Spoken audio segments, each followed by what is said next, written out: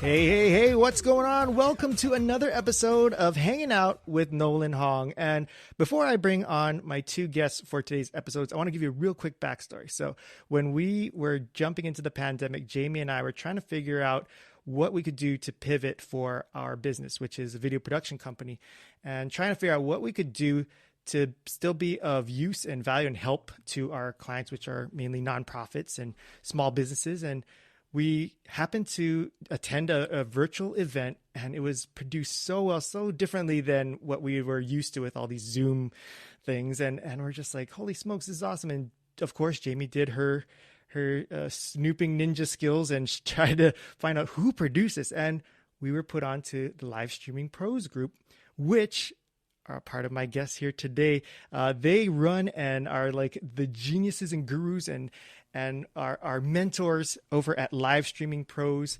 It is Callie Fabbro and Luria Petrucci, and they are the most fun personalities I've ever met, and yet I have never met them in person, but online we have come to know each other, and it's really exciting to have them on. I wanted to have them on and just learn more about them, share with you guys a little bit more about what they're doing with Live Streaming Pros and what exactly that is. So, ladies and gentlemen, without further ado, here are my guests, Luria and Kali. Hey, guys.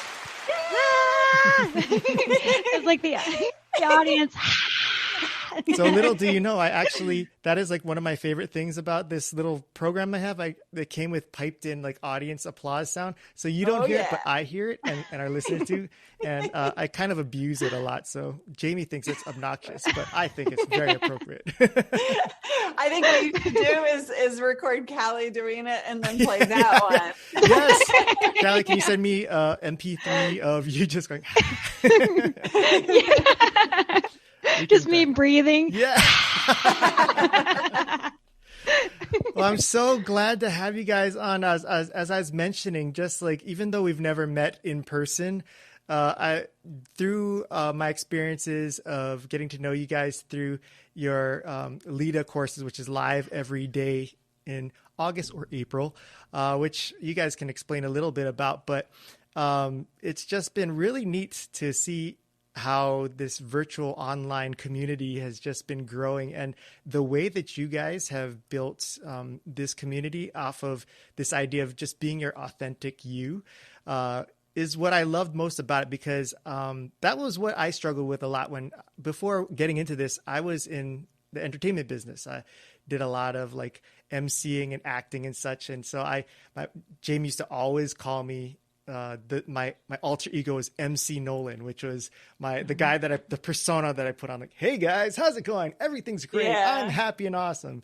And then it wasn't until we started getting into me just being authentic and being like, hey guys, I deal with depression and sadness and anxiety, and I have fears and low self-esteem. And it's just like, I was so scared to say those kind of things, but then things opened up and blossomed, and relationships grew in such deeper ways. And so having people like yourselves who are teaching your followers and clients exactly that was just so awesome and refreshing. So it's so thank powerful. You for doing that. Oh, thank you for speaking to it. It's such a powerful thing when we don't try and put ourselves above anybody else, mm-hmm. right?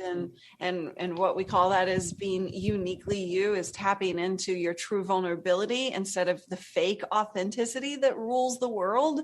And it's incredibly powerful when just human to human conversation happens by saying, I'm not perfect. Yeah. I have these flaws, and these flaws are actually, it sounds so cliche, but what make me beautiful, it's who I am. Mm-hmm. And embracing that has such a ripple effect. I think, Callie, we've seen that in LIDA big time and in our community, that it has that ripple effect.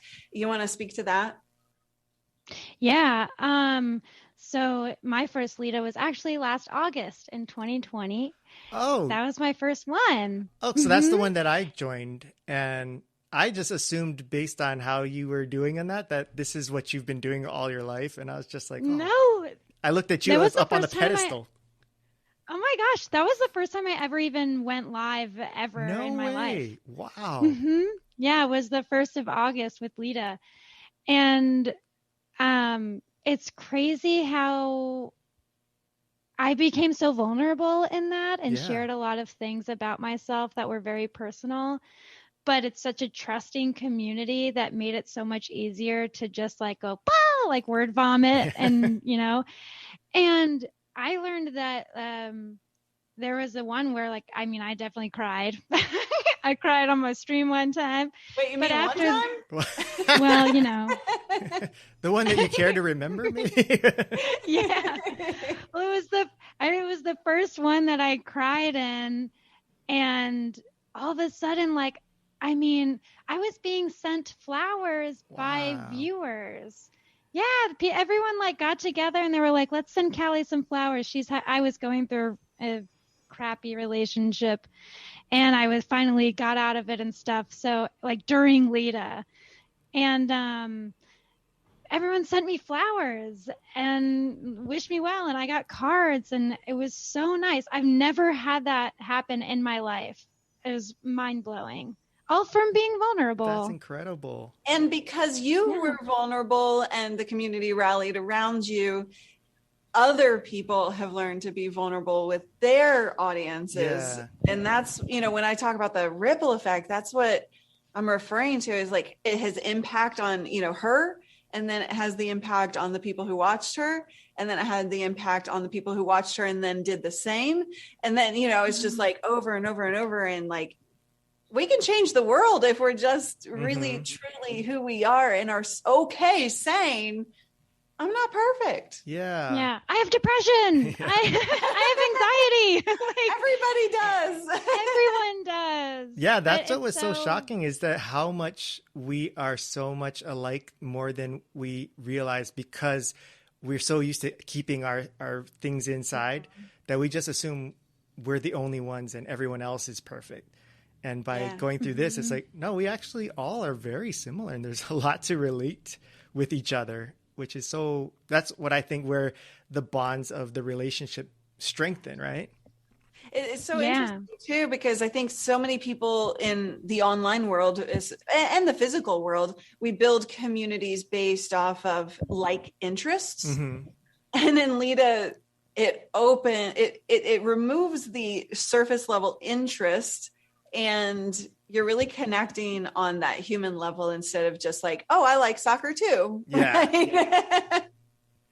Which is so fascinating, because when you think, people connecting virtually or online, you have this assumption like, oh, it's such a, it's not like the real thing of meeting someone in person and having coffee with them and stuff. But I would say, based on these experiences, especially, I think the pandemic like kind of heightened the comfortability of it, but it just seems like connecting online maybe you're more susceptible to more authentic connections versus the in-person, right? Yeah. Callie, I want to hear what your mom ever said about this the first time, because I remember years ago. So I've been doing video online for 15 years, and years ago, my mom has never understood what I do, right? She's clueless to this day, but she was in town. And do you remember Second Life? Is it a video game? It's a virtual reality. Okay. So you go in, and it was one of the early kind of virtual reality worlds where you can build stuff. It's kind of like Minecraft, Gotcha. But a different environment. I remember they referenced it in The Office, right? Oh, did they? Yeah, That's cool. And Dwight had his character; he could fly and all this stuff. Oh yeah, totally. Okay. Dwight would. He would. That's funny. My mom was sitting there and watching me play, and or not play, but connect with real viewers in this virtual world, and she couldn't understand how I had real relationships with these fake quote unquote people, right? And so I just remember that, and I think that finally in 2020 we did break down that wall of you can have real virtual connections with real people all around the world. Some of my best friends are now around the world. Callie, what was your mom's first reaction when you started working with me? Well, both my parents were confused about what it was in the first place. And actually both my parents were like, this seems too good to be true. It's way too up your alley. They might be into human trafficking. Be careful.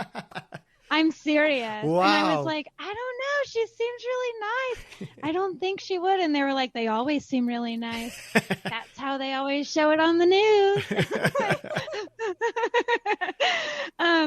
So everything that I was explaining to them, they were just like, this is way too ideal. And I had just left a crappy job anyway. And so it was just kind of, they ended up understanding it perfectly well. It just was too good to be true in their eyes and in mine, but I didn't think sex trafficking was involved. I just thought, I don't know, like there's got to be something, you know what I mean? So what is your parents' background, like their professional background? So my father is a pilot for Delta. And my mom actually got to retire early because my dad got a promotion. Oh, yay. Congratulations, yeah, Mom and Dad. Yeah, she was a PE teacher, though. For a while. But so I was hooked to the internet when I was in middle school. Mm-hmm. Like I was one of those kids. I was always chatting with people all over the world. And my parents would have to force me off the computer sometimes. So they kind of understood that like I already had friends everywhere. Yeah. So that part didn't kind of confuse them at all. It was more so the live streaming part that they were like, what's that? Like, we have no idea. And so prior to that, did you have an idea of what you wanted to get into professionally and career wise? And that would make them go like, oh, this is more you versus what you were doing before, or were you still looking for what you're trying to do? Well, I was still looking for what I was trying to do because I've moved around so much. So I've worked a lot of different kinds of jobs, and I met Luria at my last job. Oh, that's how we met. What is the story with that? Can you share that? Oh my gosh. Is that okay? Can Yeah. we go with that? Yeah. Okay. Yeah, totally. I worked as a salesperson for Comcast. No way. And I hated it. I hated it because I'm not a salesperson. Yeah. I'm not. And it feels scammy. And I would constantly get talked to by my bosses. And they would be like, listen, you got to stop dropping people's bills. You need to start selling things. And I couldn't do it because I'd always find an option. I'm like, oh, wow, this is way cheaper for you actually. Ding. Let's do that. But to be clear, I have found this out later. She took pay cuts because she couldn't. Yeah. She was saving other people money. She didn't make as much money because of that. Oh, they deduct it from your pay. Dang. Well, they deduct it. Oh, wow. Yeah, it's a cutthroat world out there. Comcast. That's how much she cares about people. Yeah. Is like she was willing to make less because she cared about doing the right thing versus just making money. Right. Yeah, that's why that Just was have to not say the job for me. That was not the right job for me. But I mean, anyway, I digress. So Luria came in and I sold them what is now my work phone, which is crazy. That's hilarious. Wow, it goes full circle. Full circle. Well, okay. You go, Luria. Yeah, because it was your perspective. Yeah. So from my perspective, so she's got this look, right? And so but it's more her personality than anything else. And she was just definitely super interesting right off the bat. But I was in a really pissy mood that day. I was having a bad day. And usually I'm really chatty with the salespeople or whatever. And I'm super nice and everything, but I was just quiet that day.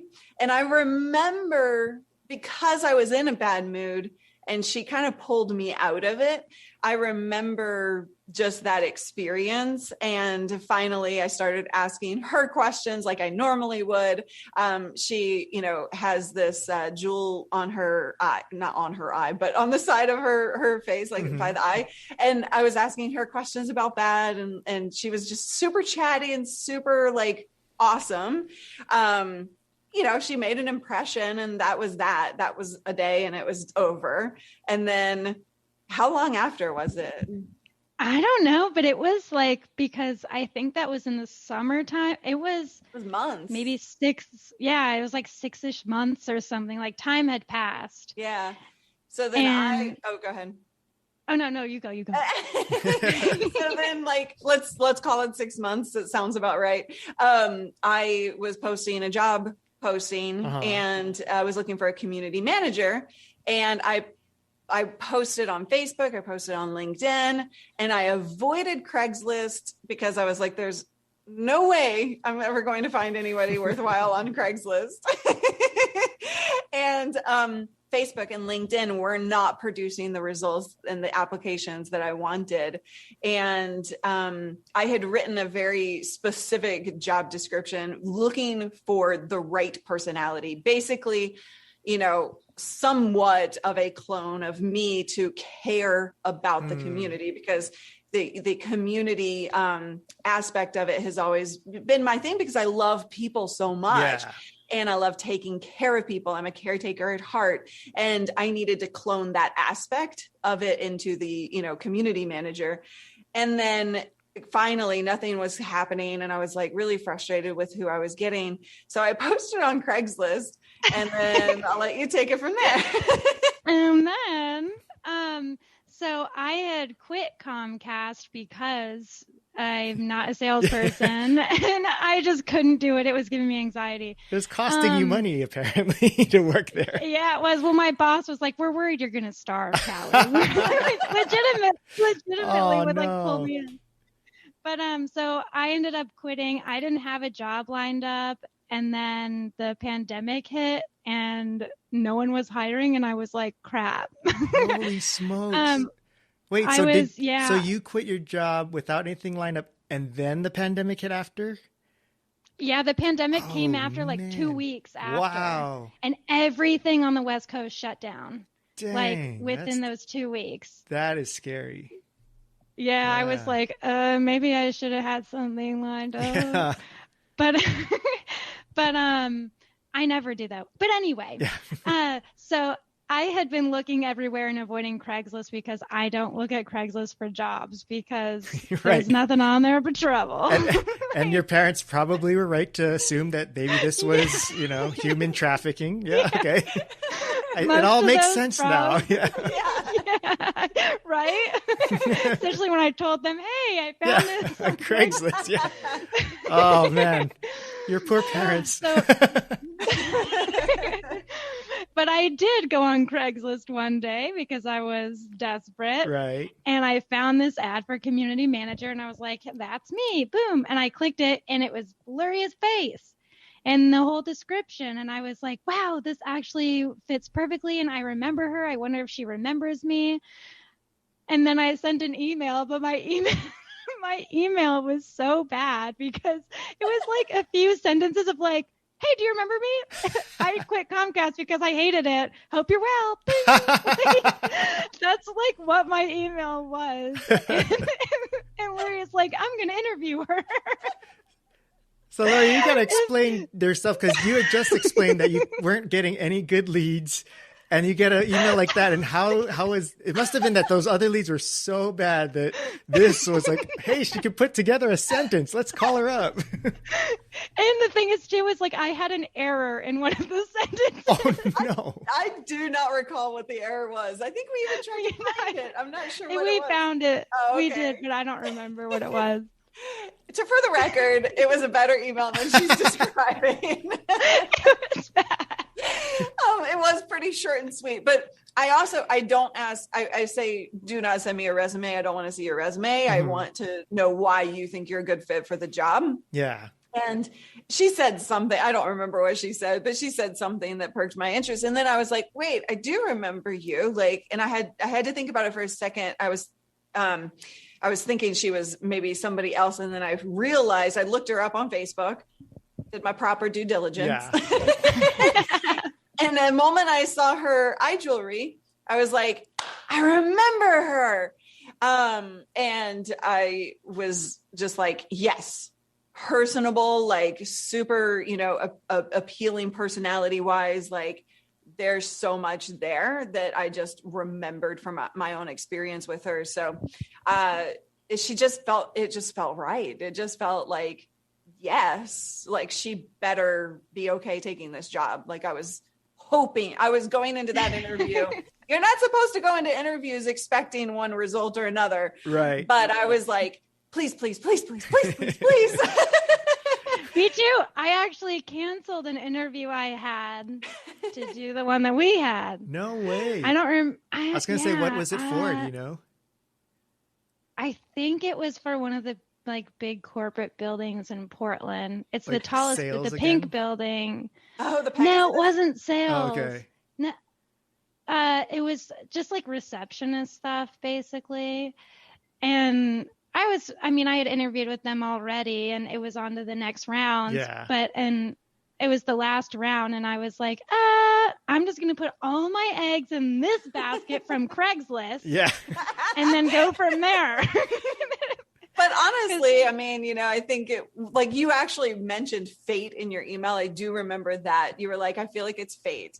And I felt like it was fate as well, because it was like, whatever that is, but like, it just had I not had the prior experience with her customer service capabilities, like I don't know where that email would have gone. Maybe into the trash. Yeah. Probably. This girl can't form a proper sentence. But it was just all, it all just happened as it was supposed to happen. And it was fantastic. And when I said that I was looking to clone myself, I didn't just get a clone of me, of how I care about people. She 5 times up to me. Like, stop it. That's not true. Yes. No, it is. She so deeply cares about people, to a fault in times, right? Like she cares so deeply, and she builds relationships so quickly, that it's just been, I was telling her this the other day. I don't know of another community manager that has the relationship with the community that she does. And it's such a beautiful thing. I can't think of any other community out there that has such a tight connection. Yeah. Like she does. So it's pretty cool. I love that story. And I think the cool part about it is how deep it goes. Like how you're right, like fate, or every step was like, especially even with the jewel, like the conversation about that's what clicked and kept that link going. That's so neat. Yeah. And then it's weird too that my name is Callie, and Luria used to go by Callie. Really? Yes. Yeah. So the first 10 years of my being on video online, I went by the name Callie Lewis, spelled Cali, and your full name is Callie Louise. Wow. Okay, that's crazy. Isn't that crazy? But her Callie is spelled Kali. Right. But Callie Lewis, Callie Louise, it's kind of crazy. Isn't that wild? It's like you guys were connected in a former life, and now you've made your way back here in this realm. Right? It's like we're soul sisters. And honestly, that's like, so we work together, but we are also outside of work best friends. And, we have best friends for life. That sounded really ominous. Like you have no choice that really now. Wait, I don't know if that Craigslist ad is coming back to haunt you. It looks like it. Well, are you guys so close and connected as far as like being best friends because you have a lot of similarities as far as likes, or is it just similar energies? Like what do you attribute you guys able to, have built this relationship and friendship so quickly? That's a great question. We are similar in a lot of the ways that we think. I would say Luria is definitely more logical than I am at times. Which helps ground me. And then I feel like sometimes I can help pull Luria out like into space sometimes. And it's like a really good balance, but we are similar, and we have had like similar experiences and everything. And Yeah, it's very much similar personality, but like she said, like we have differences that help the other. And you know, I have this goal in life that I can't ever remember who said this first, but there's a quote that I live by now, and that's you are the average of the 5 people you spend the most time with. Yeah. And that I heard that surface level for a long time until one day I heard that and it became my way of thinking, because it's so true. You are like, if you're not surrounding yourself with people who lift you up and who make you a better person, and like she was describing, like we make each other better people and can help, you know, like fill the flaws, and like, you know what I mean? Like I'm not saying that well, but you know what I mean. You guys balance each other out. That's see, you just said it. Words. But yeah, and like it's so important to surround yourself with those people who do balance you out and who make you better, who push you, who challenge you, who call you out on the stuff in a positive, uplifting way. That's become really important to me. So you shared a little bit about in your first meeting with her that you were having a crabby day and wasn't as happy. But for those of us who have seen Callie and are listening to this, we can't imagine Callie ever being mad because she's just rainbows and sunshine. But you have seen her in every aspect. Have you ever seen Callie mad? And if so, what is that like? Funny you should ask. Did this just happen recently? Yeah, that is something that you probably don't expect from her. She can get mad. But what is it like? How do I describe what it is like when you're mad? I mean, well, I think it depends on the kind of mad. True. It's like I see it as, she has her line, she has her boundary. And, for me, I have a really tough time getting mad, feeling anger. I have always felt like that's a really negative thing to feel. Working on that with my therapist. Don't worry. Yeah. I'm her therapist. No, I'm just kidding. I'm kidding about it. But with Callie, so she's all happy, and she has this bubbly personality. But when you cross that line and her boundary of being right or wrong, that's when she definitely will get angry, and that's a different, it's a knowledge of this is okay and this is not okay. Yeah.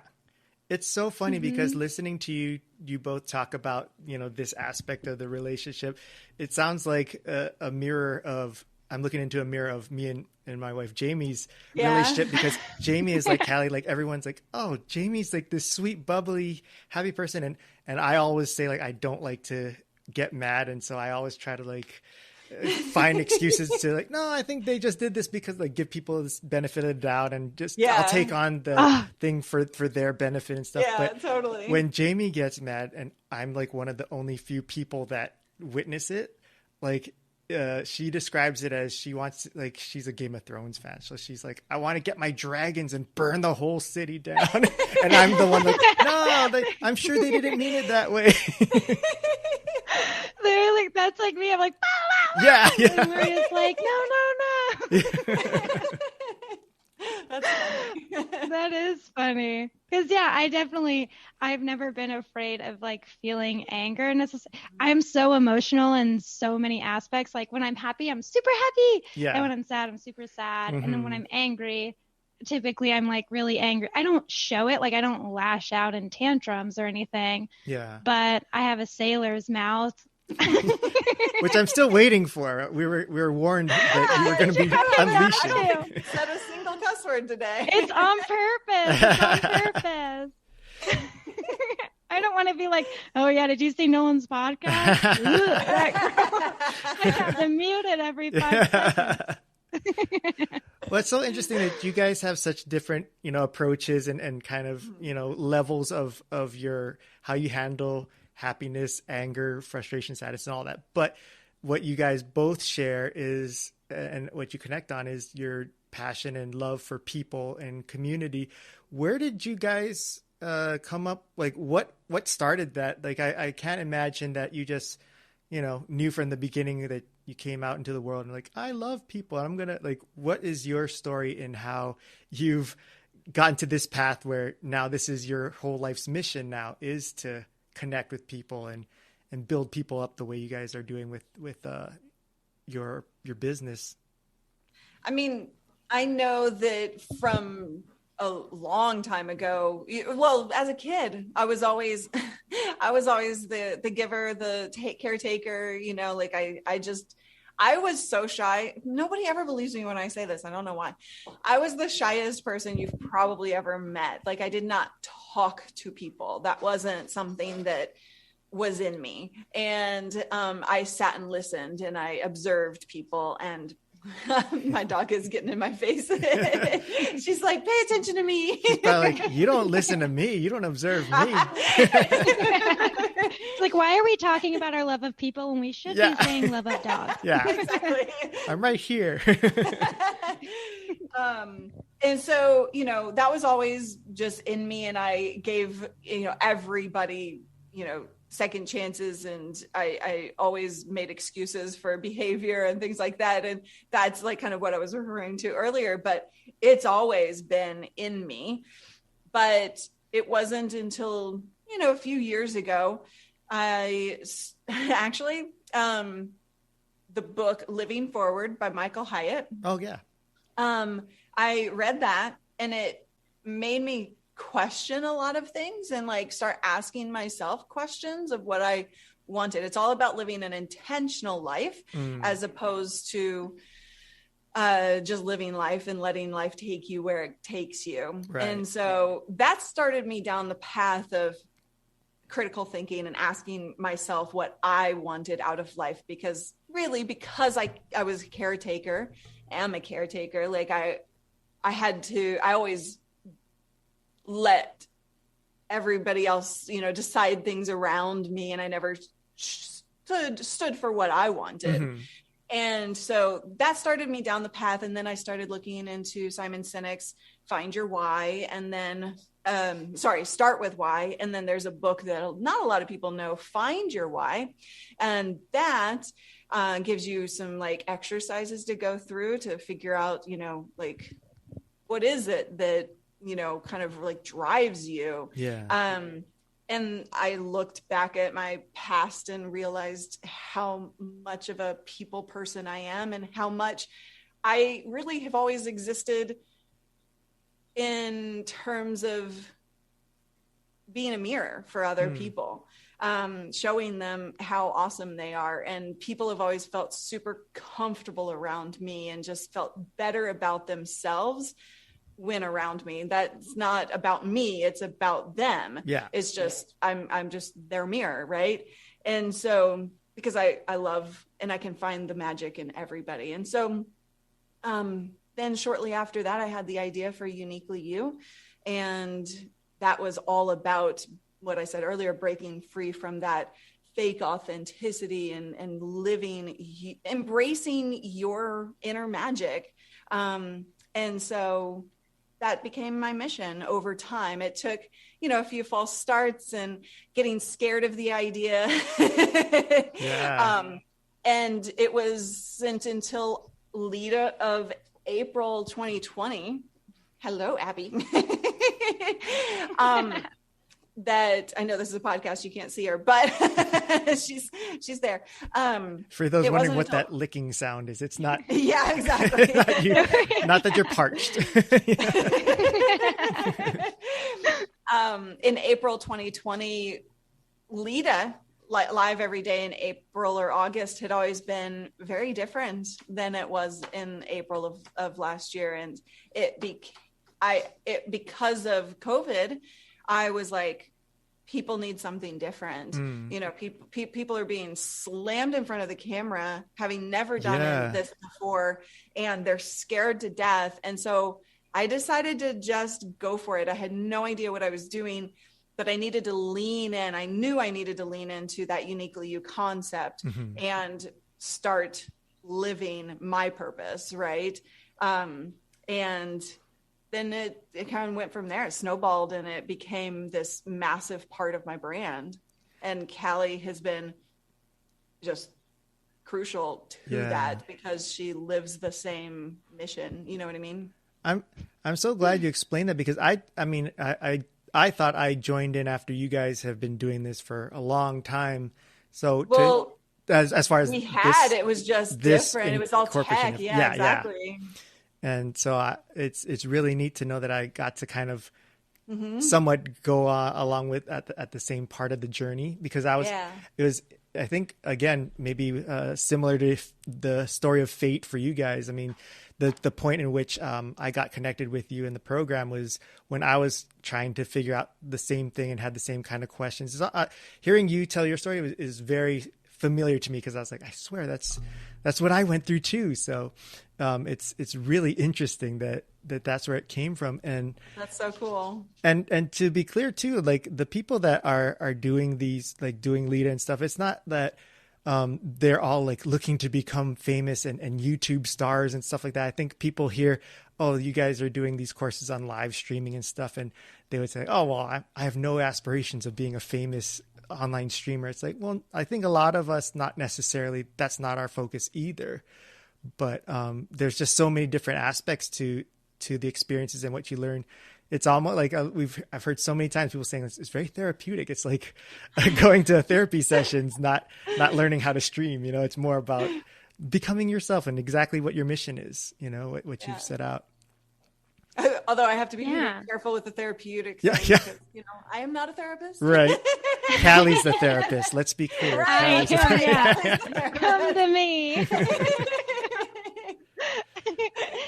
But yeah, that's so interesting with, oh crap. And I totally interrupted you, Nolan. So no. I stopped because I was I wanted to hear your side of this, because I mean, knowing that, you know, for Luria, she's always had that part of her, you know, wanting to appease others. And Luria, I always, likened it to like, I'd rather inconvenience myself for the comfort of others, which I feel like that's what you're doing, right? Well, used to, right. Used to. Yes. Thank you, therapist. Yeah. Thank you. But for you, Callie, was your journey to getting to this part of your life the same, as far as why you are such, you know, a person that loves to engage with people? And just hearing how you engaged with Luria when you first met her at the job, I mean, it just seems like you said you're not a good salesperson, but I think some would argue you were a great salesperson, because sales is all about creating relationships and connecting. You just were selling the wrong thing, maybe. Right? Yeah. Well, yeah. It's funny because that's why they hired me, because I was so personable in my interview that it was such a long interview for no reason. And they were like, she'll be a great salesperson. Yeah. And then turns out, I talk to customers for 2 hours and lower their bill. Like, I don't use it. You're costing us money, Callie. Yeah, they would time me in my customer interactions, and I'm like, don't do that. But it's weird because growing up, I was very quiet. This is so funny, because Luria, you said the same. Now, Callie, you're saying the same, and I too, same thing. Like, you look at my elementary school pictures, and they're like, smile, and I'm like. And like looking like a prison mugshot, you know, like I just didn't want to interact with people. And so people, same thing. I look high in all of mine. Yeah. You see the top of your head in your picture. I just want to say I look very pretty and picture perfect. I was all of those retake days, because my picture would be like, I would look drunk or high, seriously. And I remember one time I was in like second or third grade, And I went up to the woman with my envelope with my pictures in it for retakes because we had to like show them for some reason of Like proof for retakes. Oh, that's gotta Yeah, be like, tough for is the this- ego. Like, oh yeah, you need to redo that. Like, oh, I was just a That's child. exactly. That is verbatim what she said. She opened it a little bit and she was like, "Oh yeah, we're retaking this." God. And I remember feeling so hurt and being like, "I know, but you didn't have to say it." Like, I'm right here. Wow. All of my pictures were horrible because like I can't fake smile either. Like it's just ever. Anyway, I grew up super quiet. Mhm. Like all of my grades were incomplete because I would never participate. Oh. And I would just sit there. And even in high school, I would avoid the cafeteria like the plague. And I would eat in this janitor's closet with her, or I would try to sneak and sit in my car, or I would find an empty classroom to sit in and eat my food. Wow. I just didn't want to interact. But I'm definitely not shy and quiet anymore. What changed for you? Well, I think so. When I was younger, I moved around so much. I didn't have like a stable life. And I feel like that's kind of what made me shy because I was always like the freak and I always smelled bad. Like I never showered. And so I was just, I don't know, I was made fun of. But when I got older, it was kind of around when I was in college where I started coming out a little bit. And I think that's because of my major, which was philosophy, where I was always having to talk. Mm-hmm. And like after I graduated, I just kept moving around. Like I've moved around all over the US and I've met so many different people, and like being out on my own, like I'm talking, I would move with just my backpack on the spur of the moment. Like I moved from Alaska to New York City. Wow. Never having been in New York City with just my backpack. And I like lived on this couch from people I met on Craigslist until I found my own place. There's that Craigslist theme again. How come you're so yeah, your poor parents. Now I know this adds more validity to their fears for you. Oh my goodness. Oh my God. Yeah. Well, yeah, it's just like I've done so many cross country trips by myself. Like I've never done them with anyone actually. I've never gone cross country with anyone, but I've done it by myself so many times. And like it's meeting all different people and honestly, it was about putting myself in really friggin' uncomfortable situations. Where I kind of depended on others and like had to trust others and like be friends with others and find my communities. And it just, all of those experiences of being uncomfortable and being unsure and only having people around me, like it just brought me out of my shell in so many ways that it's actually really weird to think about right now. That's so interesting that for someone who, admittedly was, didn't want to be around people and such. And then here you are just going across country and putting is there a reason why you put yourself into those kind of uncomfortable position? Was there any purpose to it? Or did you just it just was happenstance? Like you wanted to go on an adventure and it just happened that you started getting into these situations where you're uncomfortable? That's a good question. I think it's kind of a mix of all of that. So there were times when I was moving because of some like abusive relationship that I was trying to get out of. I have a bad habit of that.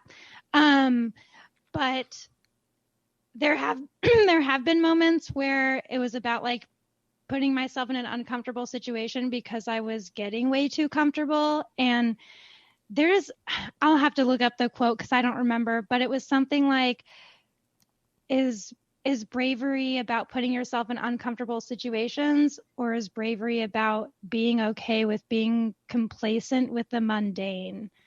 And that messes me up because I am not brave in that sense. I can't stand when I'm comfortable, and I've never been able to. And I think it's because my whole life has been uncomfortable.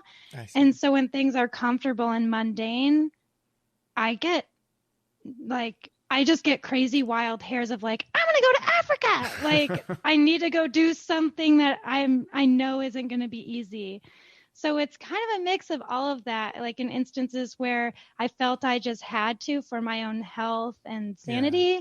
And then because I just wanted to totally uproot my life because I was like, this is way too boring and I need something to like help me grow in a different way, you know? Do you think now that you found kind of like your comfort zone of your calling in working with Luria and getting involved in the community that you guys have built, that it's a little different where this comfort that you feel now is not uncomfortable and not making you crazy? Or is it constantly evolving in what you guys are doing that keeps it from you getting comfortable and mundane? Well, I'm actually about to quit. No, I'm kidding. This has gotten way too mundane. I was like, oh no, what did I just do? Back to Craigslist. No, actually, I mean, we are always working on new projects and stuff, and there's always something. So it's like ever changing. And I feel like, I mean, I am a community manager, but I'm also this and that. And I feel like there's so many different jobs that I do. But to be honest, I think I've kind of just grown the fuck up and been like, I'm allowed to be happy and it is not, you know what I mean? Because like I'm allowed to be in a stable environment and it will be okay.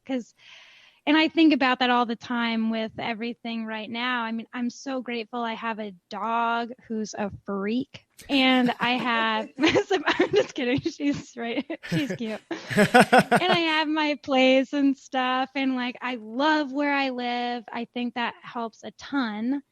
And sometimes I find myself feeling guilty or feeling like I deserve less. And so I should grab my backpack and go and be miserable. And then I'm like, I'm allowed to have happiness. Shut up, mind, you know?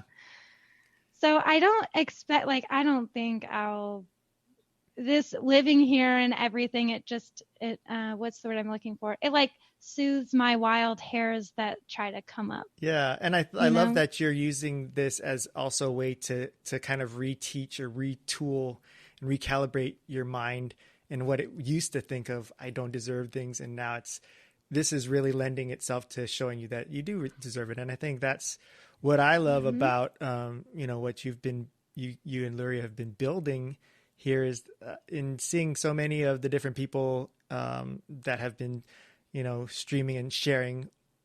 I think we all have a very similar kind of feeling of like feeling guilty for wanting something good. And it's almost like if you're going to put yourself out there, you got to preface with like, let it be known, I don't think I deserve any accolades or applause. It's like, no, actually, that's a bad, like you do deserve something, right? Yeah. That's something I'm still working on. I think we're all probably working on that. Yeah. Is that a lifelong thing or like? Probably. Because Luria, I kind of hope so, but yeah, because Luria, you've shared some, personal things of like things that you were insecure about early on, and going through that here. What has been kind of the thing that, because I think most of the times when I open up and share up amongst my friends or circle of people, they're always surprised that that I have insecurities and low self-esteem and anxiety and depression and stuff. And they're always asking like, how do you get to the next level or try to change things for you, knowing that you if you look back, you can probably see how much things have changed for you from a few years ago to right now. What do you think was a big turning point for you or lesson that really helped make it where you could look at yourself and say, okay, I think I can do this. And I think I can change my perception of myself and give myself a little more credit than what I haven't been doing all my life. Such a good question. I think that, Nolan. Yeah. Coming in with the tear jerkers here, huh? Instead of money, all I want are tears. I collect tears to fill my bank. Yeah. My bank of tears. I think it was the constant throughout my entire life hitting a ceiling that I felt like I was, I'm not religious, so I never have the right words for this, but like I was built to do more, and I was like this constant hitting on that ceiling of like, I can't seem to be that person that I see inside of my head. Yeah. And, did I have that figured out to the T? No, but like, I knew that there was more. And so I think it was that just growing up being tired of never being that person, kind of made me uncomfortable enough to make the decision to allow myself to feel those feelings that you're describing, and make changes that I needed to make in terms of allowing for that in my life. I think that that's really what it was. There was just that constant like bumping up against the ceiling after ceiling, year after year, of never quite getting to that point. And I think so many people in this world, and that's part of my mission, is to help people break free from those traps. But I think so many people, feel like there's more to them, more potential in there that they're not living. And too many people ignore it versus actually take action on it, because it's uncomfortable to take action and it's hard.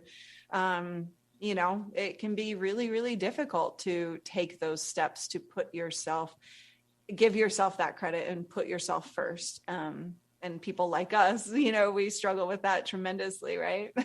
Yeah, it's so scary because it's so funny. I feel like the voice in my head, which happens to be my own, but it feels like it's somebody else. Like I feel like I'm hearing what others' opinions of me are, that I would hate to put myself out there, fall short, and then be looked at and ridiculed. Like, see, why did you even think that you deserve to take that step or make that attempt? Like, and yet I don't think anyone's ever said that to me, yet I kept hearing it over and over. And it's so scary. Well, and I will say this is, every time you do take a step into that unknown, or to that take the step outside of where you are now, you discover more about who you are and what you're capable of. And, I have had people tell me, those things that you're afraid and haven't had anybody tell you. And like, that's happened to me, throughout my life. And it's always worth it anyway. You know what I mean? Because you're living who you need to be living as at that point. And I believe firmly every challenge equals an opportunity for growth, for new discoveries, for a new strength inside of you, but like part of that is accepting and being willing to, I feel like we've taken this in a different direction than the original question, but like, don't worry, we've gone in so many directions, like nobody knows where we are now. There's no path here. Yeah. But yeah, I think that it offers new opportunities for so many things in your life that lead you to new challenges and new opportunities, right? It's just a constant cycle. I think that's what's been really helpful for me is, in my younger years, I would look at things that didn't go the way I wanted to, or challenges, and be like, oh, woe is me. Like, man, why did that happen to me? And now I always try to know, as much heartbreak and heartache as I experience in things, I go, well, I know there's something that's going to come from this that is good, that I'll learn from, or whatnot. And that helps kind of digest that negative feeling a lot easier. And so far, knock on wood, I've been able to eventually find the good or the lesson in every difficult thing. Awesome. And I imagine that's kind of probably the same for you, Callie, because as you're talking about, your tough experiences and what led you to wanting to move and such, have you been able to see that as a way of thinking too? Yeah, it kind of goes back with, sorry, what I was saying about like putting myself in uncomfortable situations. Yeah. It's like my reasoning for that was because that's when I would feel like I was growing as a person in the way that I wanted to, or the way that I like had admired in other people. So it's one of those weird things. Like I agree with what Luria and you are both saying. It's like the things that help you grow will always be uncomfortable.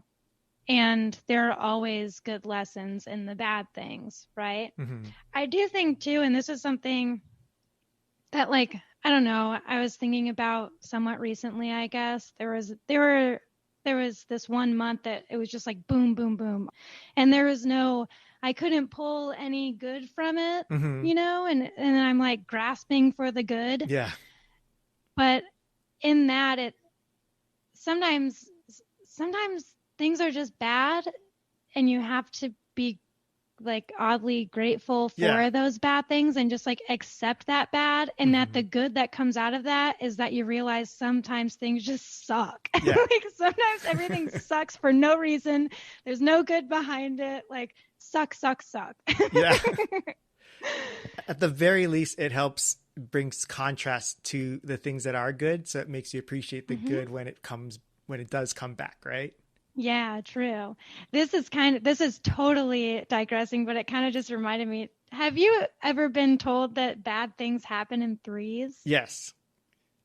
And then I was what do you think about it? And at first, when I first heard it, I was like, oh yeah, you're right. Cause I would go back and catalog things and like, yeah, this happened. And then last week but it came back to haunt me because after I learned that and started thinking that way, the three things would happen. I'm like, all right, now I can get ready for the good stuff. And then another bad thing came. I was like, what the hell? You broke the rule, man. Come on, life. Yeah, isn't it the law? It's universal law. Rules of three, man.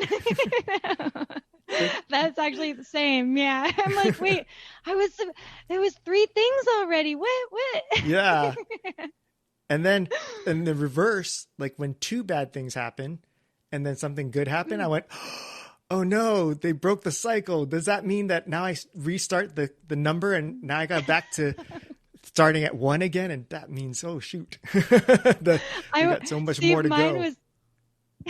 Mine was always like two good things. Like if two good things and one good thing happened, I'd be like, oh this third one's going to be real bad. The universe is giving me a good thing to be like, give her a break before this one. But I know that's not, I don't believe in that anymore. I've never seen the threes, I don't think. Oh, really? Oh, really? You saved yourself some anxiety.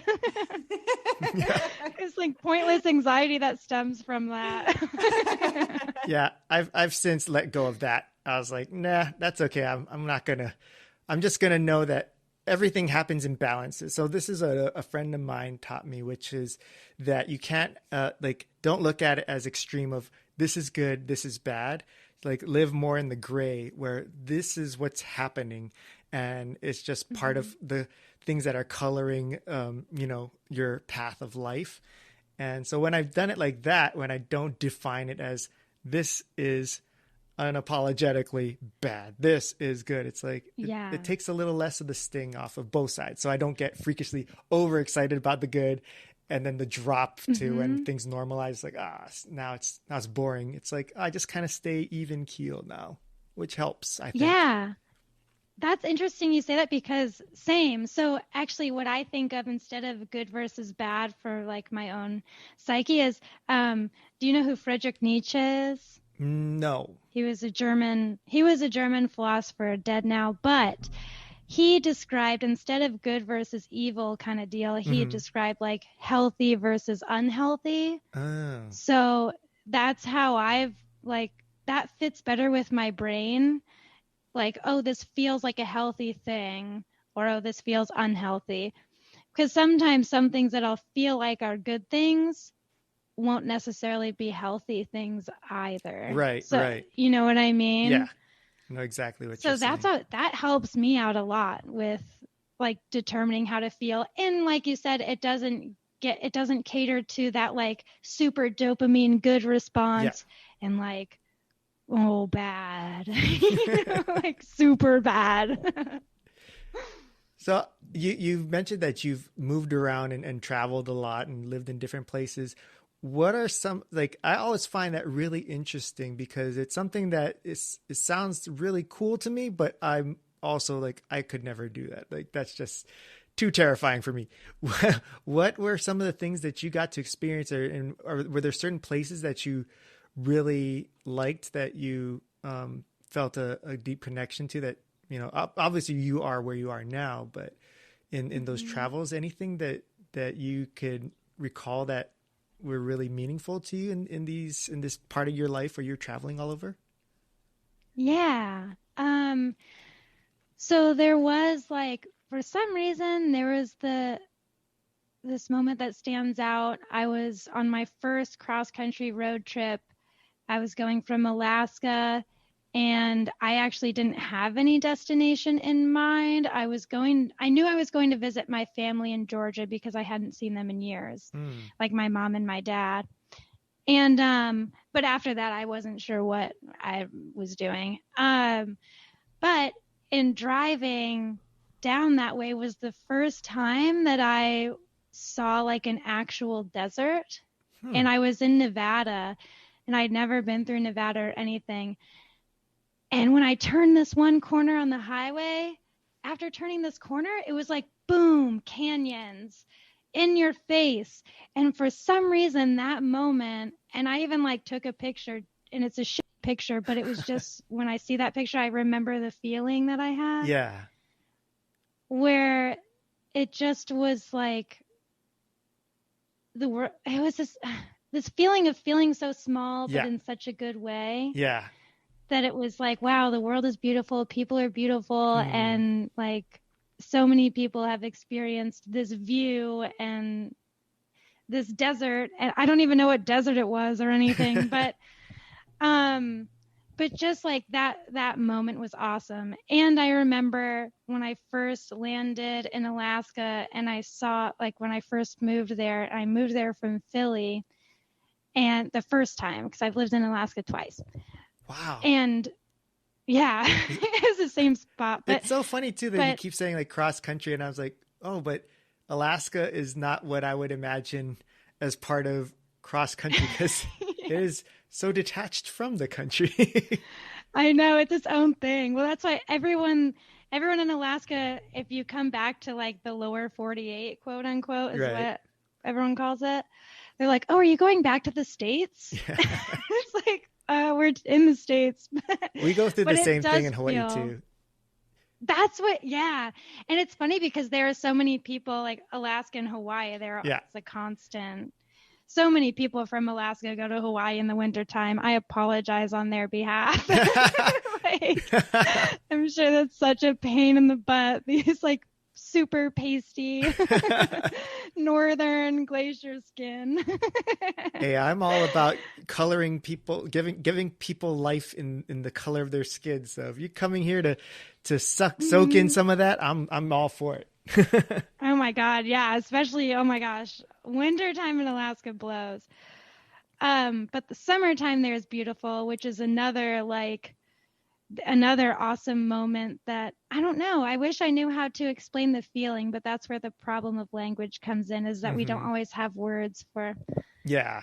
But it was my first summer in Alaska, and I was having just this random adventure with a couple of my friends. And we came across this abandoned house, like in the middle of nowhere. Like, and we went inside this house, and there were like 1970s magazines, and there were records smashed. Yeah. And there was like old canned food, super old, like from super old, 60s, from the 60s. Yeah.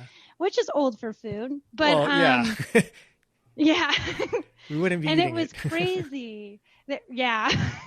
But they were like all these when we went around back, there were all these old cars that were, I mean, they didn't obviously work anymore or anything. There was sounds like a grass movie growing set. through them. It seriously, and we have we went back there a few times, and the last time I went there, someone had graffitied this really cool octopus. Oh, it was in a cool good way. looking. Okay. it was like art. It was like artistic looking. It was very beautiful. But that view of the house and being in there was such a surreal Twilight Zone feeling, but in a good way. Mm-hmm. I don't know. I don't even remember what your question was anymore. No, I just thinking about that.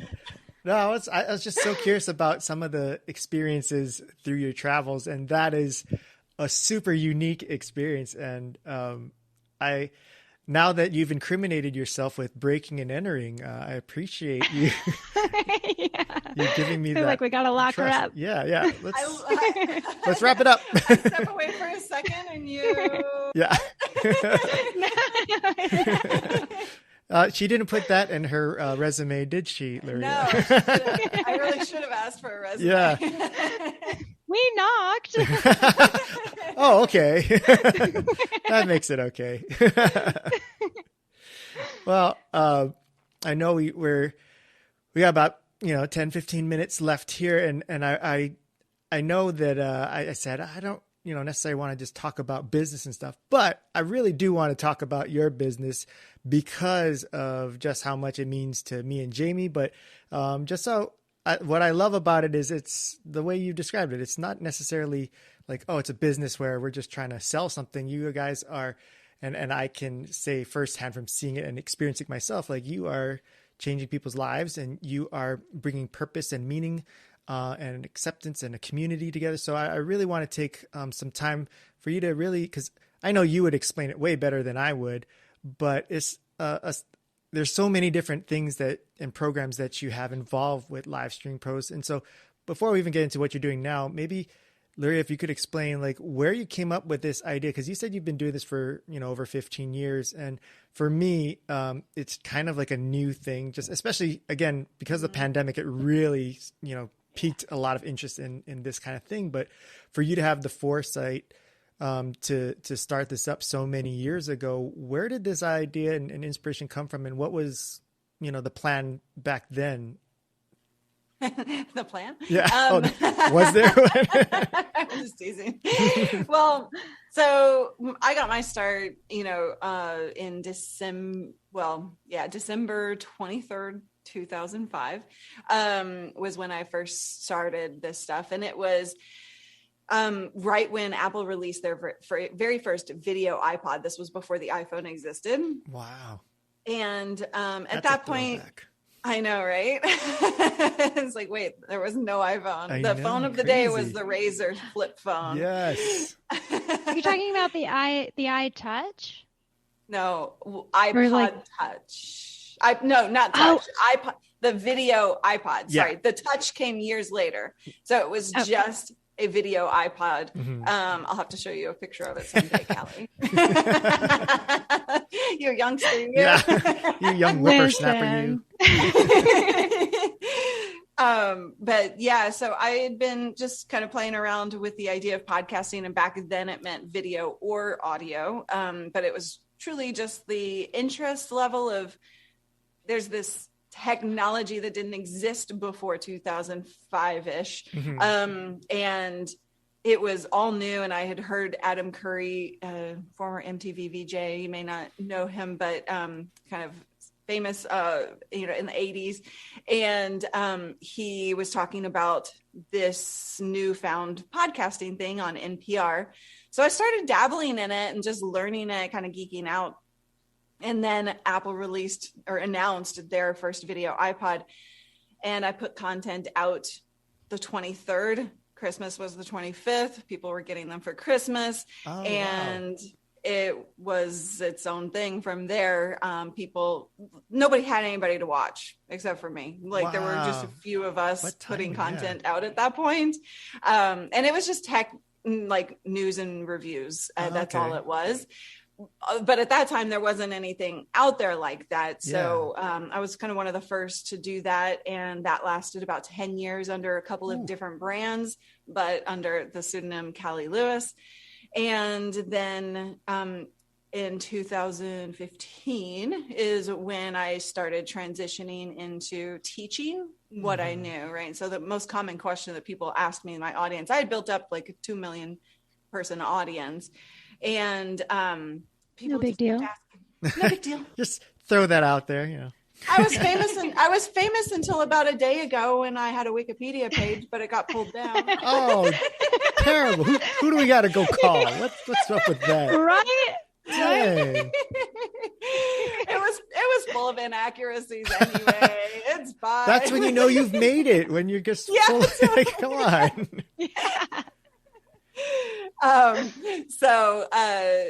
Anyway, in 2015, I kind of like started transition and answer the question that people asked me so often: how do I do what you do? And then in 2017, really focused in on live streaming, because I'd been live streaming since 2007 on a regular weekly or daily basis. And so I knew it well. And started really, that's when Live Streaming Pros, the brand, occurred, and kind of really honed in on on live streaming specifically. And then it kind of went from there, and I've been doing that ever since. But, you know, at the end of the day, while I teach people how to create professional looking video and live video and have courses about all of that step-by-step stuff, like, that's great because I can help people create, you know, their world to be able to deliver their message. But at the end of the day, live streaming is the vehicle for which I help deliver that uniquely you message. Gotcha. Right. So that's my core mission, is to help people embrace their hidden awesome, is how I say it. Like, so I just want you to embrace your hidden awesome. And I will do that in any which way I can. Currently, it's through live streaming and through getting comfortable on camera and delivering their own message and changing their worlds. But yeah, so that's kind of how the two things fit together. But it'll expand beyond there in the future too. Yeah, I can totally see that. I mean, it does reach out to different aspects of people's lives, as far as when you can recognize and harness and hold on to your uniquely awesome self. It can affect you in whatever thing in your life. It doesn't have to be just in performance or streaming. Like, you can work in business and in relationships and whatnot, right? It's interesting because we have this program that we launched called YOUniquely You Unleashed. And it's a program all about tapping into your hidden awesome and releasing that and being comfortable really on camera. But, you know, we were having this conversation with the group. It's a very small coaching group. And they were all saying that it's, you know, not just about being on camera. That's actually like the least part of it. It's changed their entire kind of view of themselves. And like that, when you change your view of you, you can do so much in all the areas, and it affects your personal life. It affects how you live. It affects who you live with, like in terms of like that 5, you know, average, right, that I was talking about. And just, it affects everything in your world so that you live a more powerful life that is matching what you want to do in the world. So yeah, it's interesting because while I'm trying to keep them separate, like, you know, I'll help you get comfortable on camera. The way I do that is by going deep into your uncomfortable zone. And that taps deep into a lot of things that bring up a lot of emotions and history that people have to kind of work through. And that wasn't intended, but, you know, it's the only way I know how to like really help people get there. Because I can give you all the camera tips I want, and it's not going to do it's going to do a little bit, but it's not really going to make that biggest difference.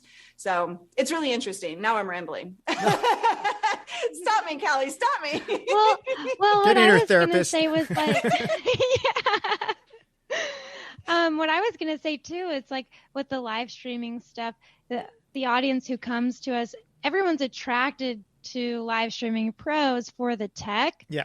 But it's like people don't always realize until they're in it that the tech is kind of the least concern about your live streams and connecting with people. You know what I mean? Like, and if you can, and if you tech can be has, on the, sorry, go ahead.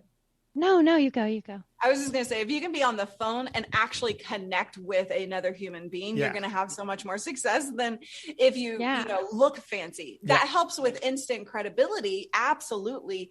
And it also helps with the confidence because they feel good about the way they look. But it's all, like Callie is saying, at the end of the day, it's surface level because it's not really the ultimate thing that matters. Yeah, like I've seen, like, even if if you see a video or a TV show and it looks really fancy, but there's nothing that is relatable or there's no connection, then you're going to change the channel, you're going to change streams and whatnot. But when you can hear something that connects with you on a personal level, then you forget about what it looks like. You just know what it feels like, what it's making you feel like, right? Yeah. Sorry, Callie, go ahead. Exactly. Well, so like I have a question for Luria then. Ooh. Is that okay? You should. The tables are turning. Ooh, you might want to lie down for this. Where's my therapist? Yeah. Well, I was going to say, because so Lita used to be tech and it transformed into like discovering yourself. Have you noticed a massive difference in like the feedback from people who participate? Yeah. Oh, the feedback from the difference of Lita tech and Lita what it is today. It's massively different. Like, people didn't finish out a 30-day tech challenge. They finished out the not everybody, of course, but the ratio is high, and the feedback itself is just transformational is what people experience. And there's the truth is, Lita isn't really a money maker for us. It's not like, and part of my job as a business owner is to make money, and that, we have to evaluate time spent on something, and the money that it brings in. And while it does bring in some money, but I've never wanted to pitch anything, because it's like the transformation that is happening for people, it's so different. And I don't want to mess with I don't want to just go in and sell, and so I had a really tough time kind of merging those two things together. And I don't care. At the end of the day, I told my team, I was like, I don't really care if it doesn't make money. I know it's a ton of work and it's a ton of time, but the experiences that people are having in Lita, now I'm talking it There's up so much more much value. People are going to be like, Yeah. what? But it's like so much value in that. It is. It's not and it's dollar value. It's life value, heart. Exactly. Priceless. It's priceless. So Priceless. it's, if I can be that portion of somebody's journey and never see a dime off of them, I am 100% happy, because that is core to my mission. And I think that's why it's so successful, because, and it's funny that, Callie, you left your job because you were not making money. And now you're working for someone who's like, I don't care if I make money on this. Like, I just want people to be happy and change their lives. You're like, yes, preach. Yeah. But I think it comes back. Yeah. That's what builds the character of you and your company, which will make it successful in business. But having this be the forefront of what is most important, that's, I think, what's going to keep you guys continuing to do amazing things. Yeah. And it's so different than at the beginning of this year, I said, the goal for the company is to hit that $1 million mark. And it's going to be a stretch this year if we make it. And I don't know that we will, but it's such a dichotomy to like the two statements, right? Yeah. But at the end of the day, like when I think about hitting that mark, it's not just numbers to me. It's about how many more people can I reach and help, right? And how many more people can we affect in that manner?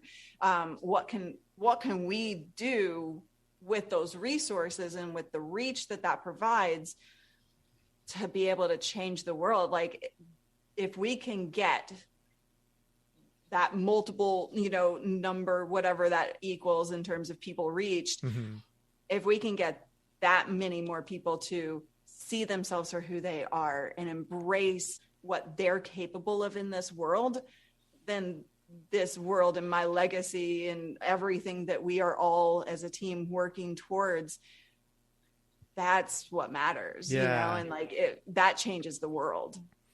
I love that. And I think that's why I'm such a fan and supporter of what you guys are doing there, because it's right in line with what I feel like, what the world should be made up is of thoughts like that, and missions.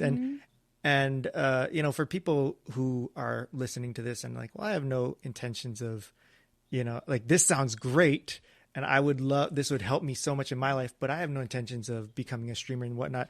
I always go back to what my experience was when I was growing up and going to school. Like the things I learned in drama class and in music class has been the most helpful and influential for me in my professional life. So it wasn't things that I learned in like a business class or whatnot. It's the skills that I learned, or the experiences maybe that I had in tapping into my own self and the confidence and interaction. And that's what I see in doing, Lita and stuff is that same kind of experience of, as people hear like, oh, you tap into your inner self and discover, your confidence and your unique, awesome self. It's like, that's what's going to make you so powerful in whatever you do in your life, whether it's personal, family, business, and all that. So, I'm really glad that you guys have been able to discover that this is the mission that you want, and that you are doing that with these programs. So, I think I speak on behalf of many, many, many of your loyal followers that we just appreciate that you put yourself out there for that, and you are doing it, and keep doing these things, because we'll fiercely and loyally follow you into what you're doing and continue to help you make the world a better place, because you are doing that. Thank you. And I honestly couldn't have gone through the last year and created the environment that you have seen and been a part of without Callie. Like she it's a shame she's leaving now too. Gosh. I know, right? Yeah, right. You're doing so good, Callie. But she has been the glue for the community and allowed me to, not be disconnected from the community, still be connected, but at the same time allow me to focus on, putting the effort into things that like Lita and things like that. Whereas I never have to, I never have to worry about the community, but also I know they're in better hands because she's like, she goes above and beyond with the community and creates this environment that I could only dream of. So thanks. Oh, thank you. Oh. I wish we could all hug right now. Can you come up with that as your next thing, is how to virtually hug? Yeah. We'll work on that. Yeah. I always think of Teletubbies. Can I be honest? Big hug. Oh my gosh. Big hug. Tinky Winky. Why were you guys watching Teletubbies? Now I'm starting to worry. I saw it one time, and it changed your life. It made a big impression. Yeah. I like the smiley face pancake. Well, I definitely have learned something. I learned something I did not expect to learn about, and it came at the very last moment. So We'll take that. Yeah, why haven't we been talking about Teletubbies the whole time? Well, this has been so much fun. I really appreciate you guys taking the time and trusting in me to do this show. I know I gave you very little background. I was just like, we just talk about who knows what. Can you do it?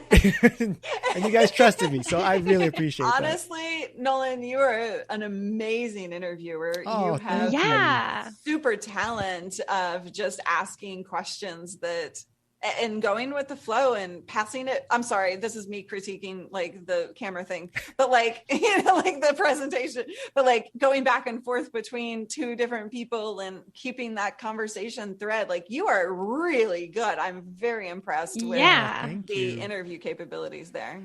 Well, yeah, we got to get your autograph before you forget about us. Right?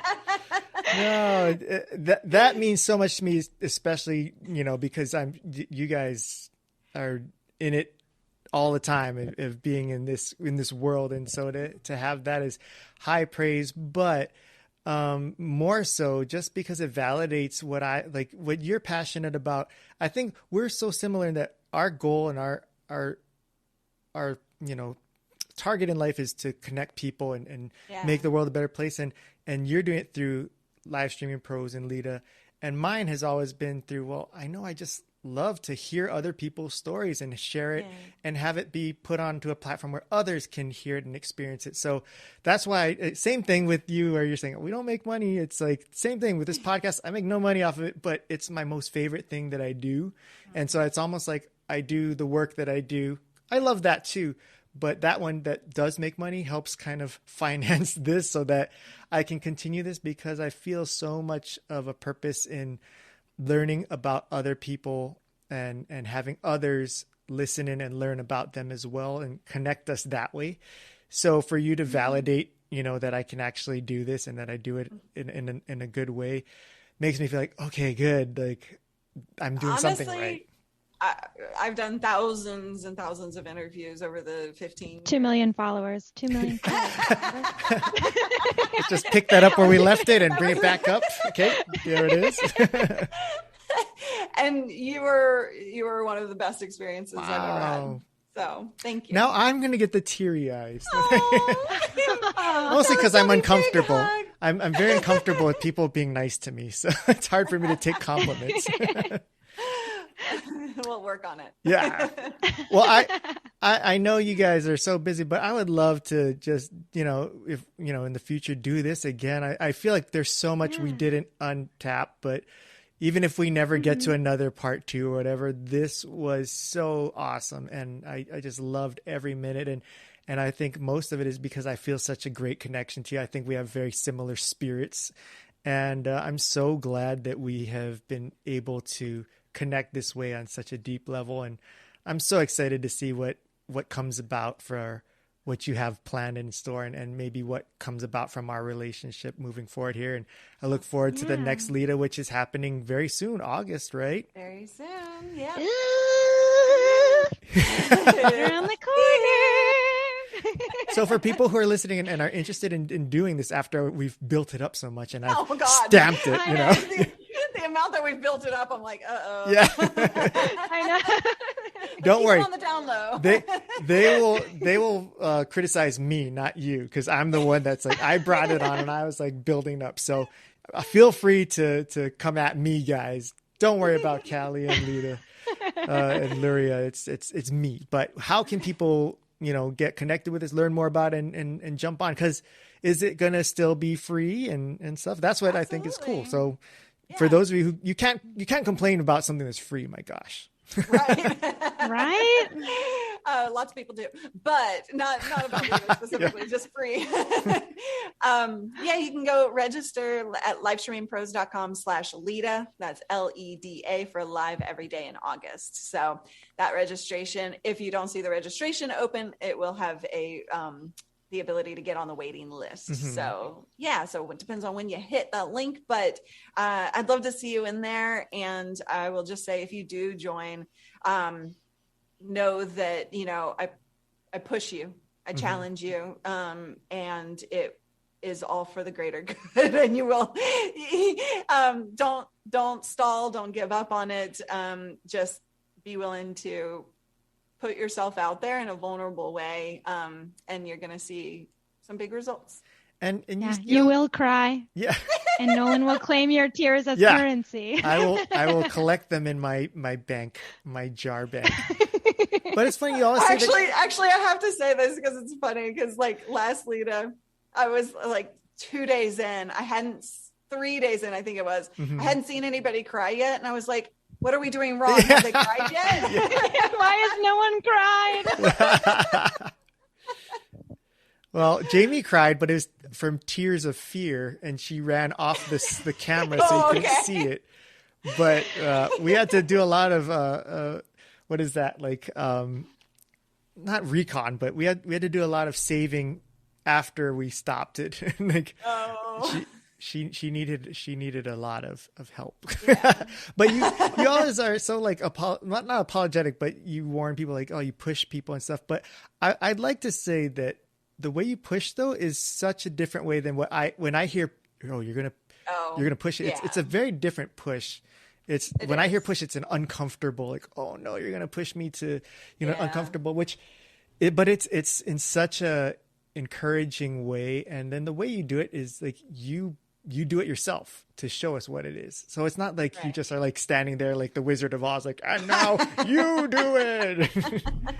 So I just want people to understand that, and for you to understand that's from my experience. What I loved about it is that it's not a push in a way that I'm used to of negative ways. It's a very positive push. Maybe we need a different word. Yeah. On that. Yeah. Well, let's come up with we can just make up the word. You Zosserboos people. I vetoed that one. I'm sorry. Very well. Well, now I don't want to leave on such a low note where I've been vetoed. But and then also aside from that, from people who want to just check out the videos that you do to help to teach and such, I mean, Facebook and YouTube are such a huge place for all that content, right? Yeah, absolutely. I mean, you can find all of our products on the website, but youtube.com/live streaming pros is when we're live, a couple times a week, Mondays and Fridays. And, then you get to get a feel for the community and get to hang out with Callie, because she's in chat and on camera a lot. And by the way, she has her own channel as well. She streams not regularly. I don't know if she wanted me to plug it, but I am. Well, I don't care. We're throwing it out there now. There is definitely a lot of cussing on that one, though. I bet you more people are interested in joining now because you said that. Yeah. Like, what? Callie comes with a warning label. Yeah. Yeah, definitely not associated with live streaming pros on those streams. Well, what do you put on your stream? Yeah. What do I put on them? Yeah. What do I do? Yeah. What is your live stream about? I just kind of play games and hang out with people. So it's on Twitch is what I've been doing lately. But there's a fish simulator game that I've been a sucker for. So one of these days she's going to do her artwork on stream if she'll listen to me. Oh, I that'd will. Be so cool. I just need to get it set up properly. Like my whole setup is very, I don't know. I can't really put it to where you would see what I'm even working on. Okay. So I got to figure that out at some point, but. Well, you have someone to the left of you right there that could definitely give you some pointers on how to set things up and what kind of tech you need, right? Do you know where I could find some workshops or something? We'll have to figure something out. Yeah. Well, thank you guys so much. This was so fun. I really appreciate your time and the fact that you guys opened up to me and you're just your authentic you, and it was awesome. Thank you so much. Thanks for having us.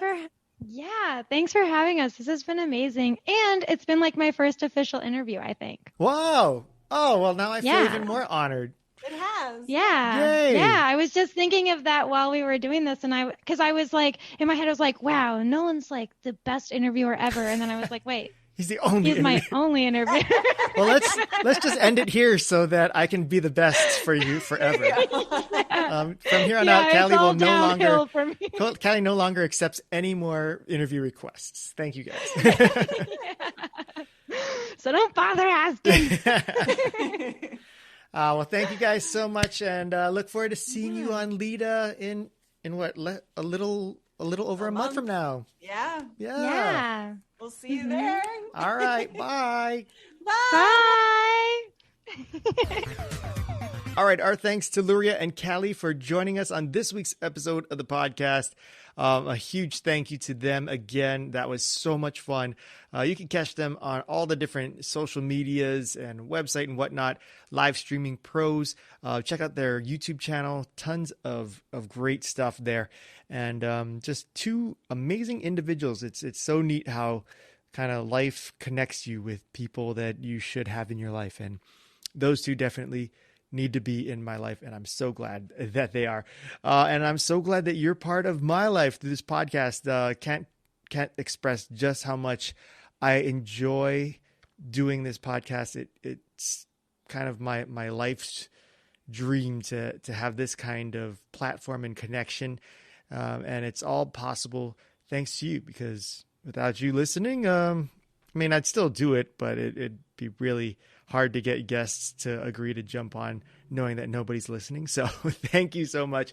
And thank you for all of the kind feedback and just always uplifting me. And I really appreciate all of your support. So thank you so much. We'll be back again next week with another episode. Who will join us? Who knows?